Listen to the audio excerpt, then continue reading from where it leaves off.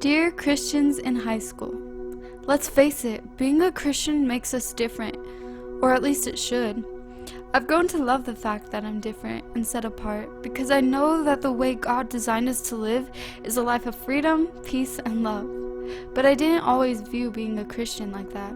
And to be honest, I still have my moments when I feel so awkward because I look so different from the people around me, or I see everyone doing something that I have to walk away from and say, no thank you. Sometimes I think it would be easier to conform. I think to myself, well, maybe just this once, or how bad could it be? Or the famous, I'll say no next time. But trust me, it's always harder to say no the second time. Once you've already given in, once everyone already saw you do it once, saying no can feel impossible.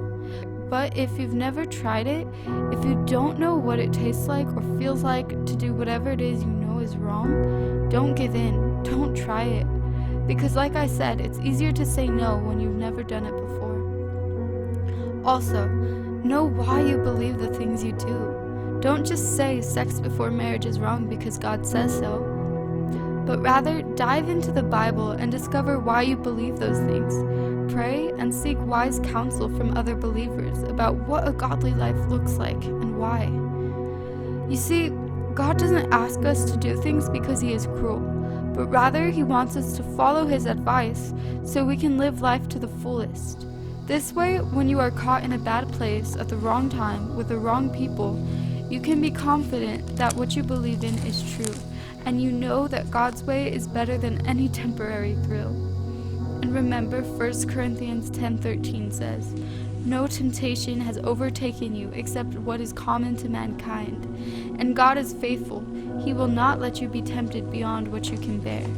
But when you are tempted, He will also provide a way out so that you can endure it."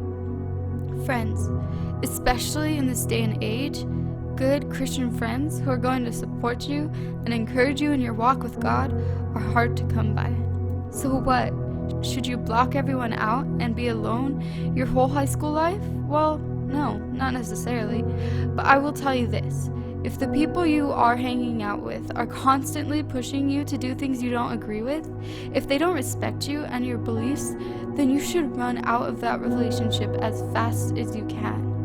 Now, yes, even Jesus talked and ate with sinners, so don't try to avoid every ungodly person. But when you're with them, remember to stand firm to who you are, and try to share the love and light inside of you with them. That's what Jesus did.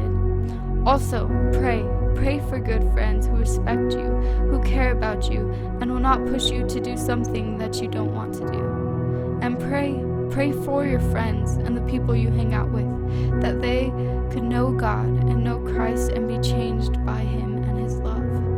Lastly, probably one of the main reasons so many of us succumb to peer pressure is because we want to fit in. And when you're in a situation where everyone is doing something you think is wrong, it becomes so much harder to stay true to who God has called you to be. It kind of sucks to be the one that looks like a sore thumb sticking out. But in these times, remember what our purpose is. Galatians 1:10 says, "Am I now trying to win the approval of human beings or of God? Or am I trying to please people? If I were still trying to please people, I would not be a servant of Christ."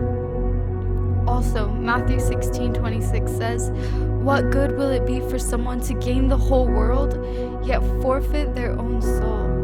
For what can anyone give in exchange for their soul?" Remember, my fellow brothers and sisters, nothing in this world, no drug, no thrill, no sinful desire is worth it. All those things will only bring us down in the long run. So stay faithful and trust God to carry you through uncomfortable situations. Trust me, this world is not worth it. Say no to peer pressure.